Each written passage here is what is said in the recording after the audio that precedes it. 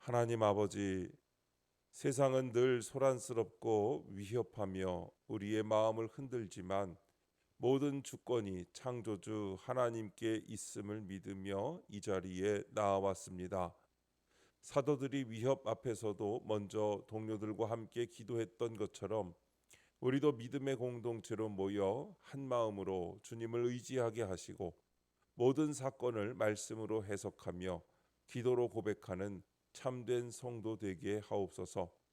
주님, 우리의 기도가 단지 문제 해결에 머물지 않고 예수의 이름이 드러나며 영혼이 구원받는 사명의 기도가 되게 하옵소서.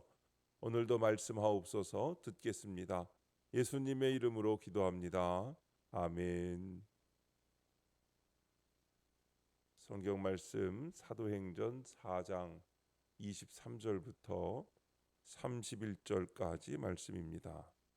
하나님의 말씀을 찾으신 대로 다 함께 한 목소리로 읽겠습니다.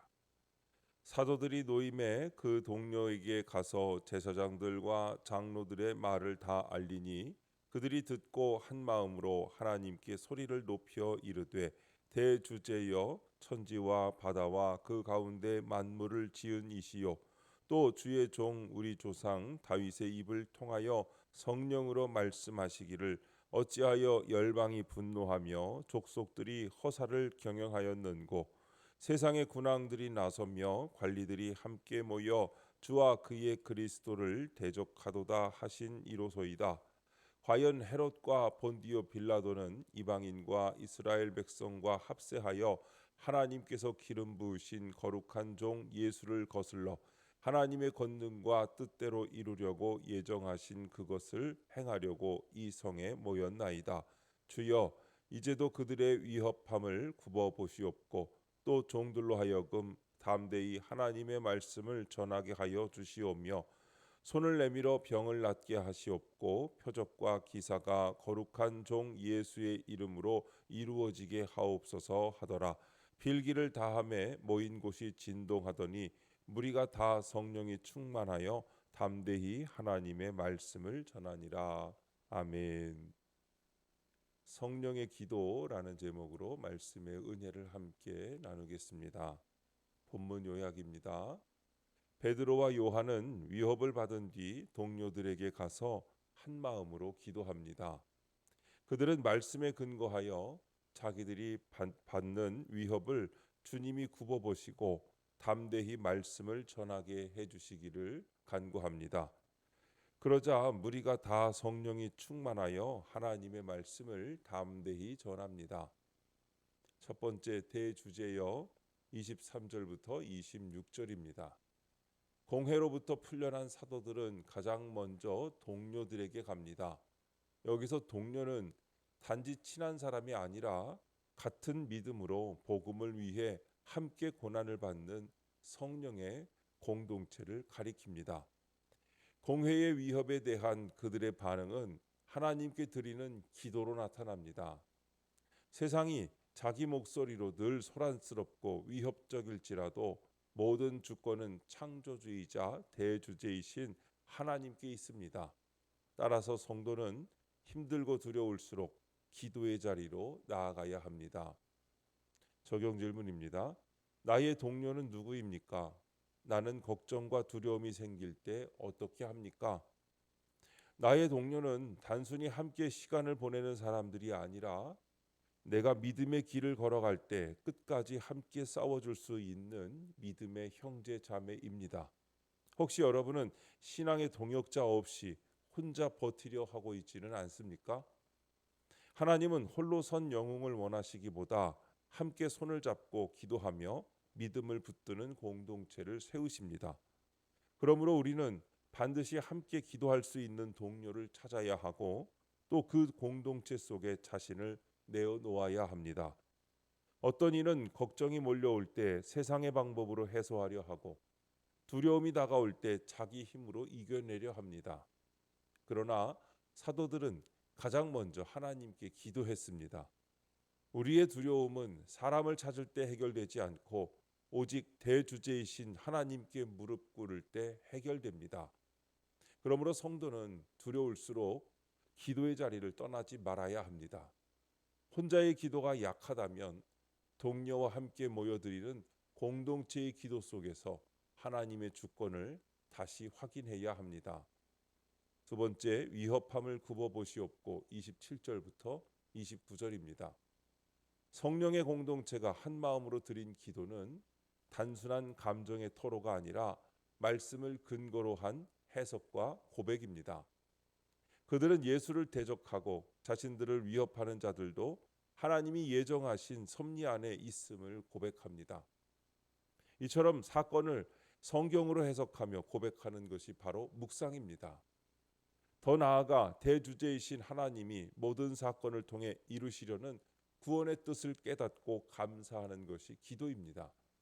오늘도 내 모든 상황을 굽어보시는 주님을 의지할 때 담대할 수 있습니다.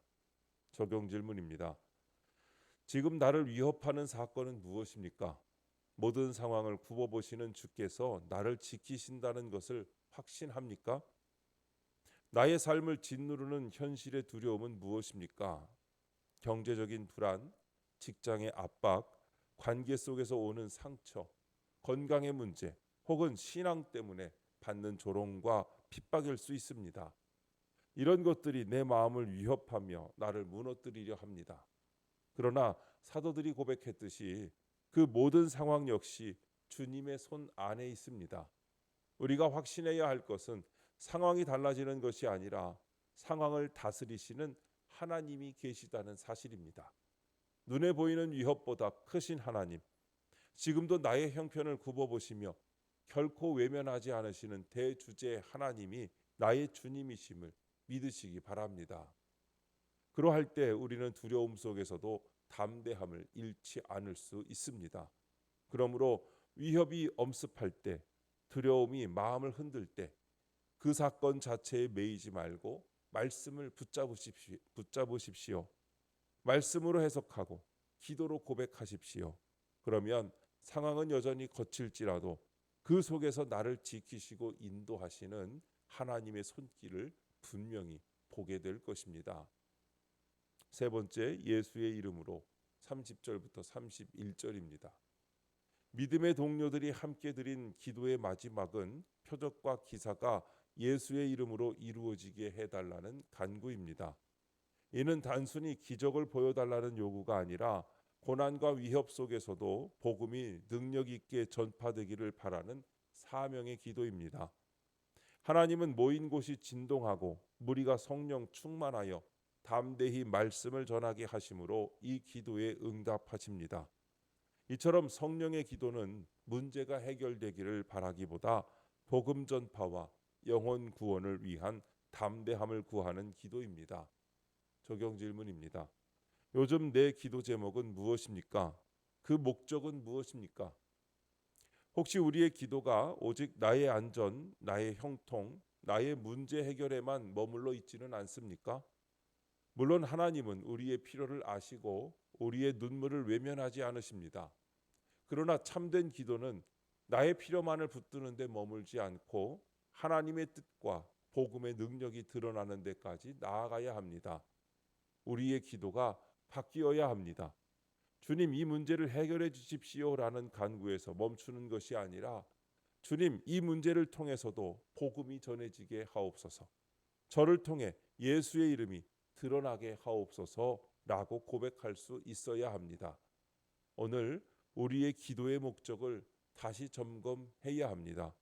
내가 구하는 기도 제목이 결국 나의 안위만을 위한 것인지 아니면 예수의 이름이 증거되고 영혼이 구원받기를 위한 것인지 살펴보아야 합니다.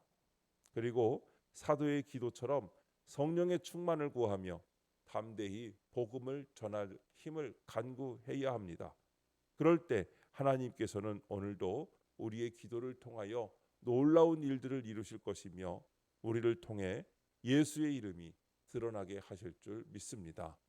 사랑하는 여러분, 오늘도 대주제이신 하나님을 바라보며 모든 위협 속에서도 말씀으로 해석하고 기도로 고백하며 예수의 이름으로 담대히 복음을 전하는 성령의 사람으로 서시기를 바랍니다.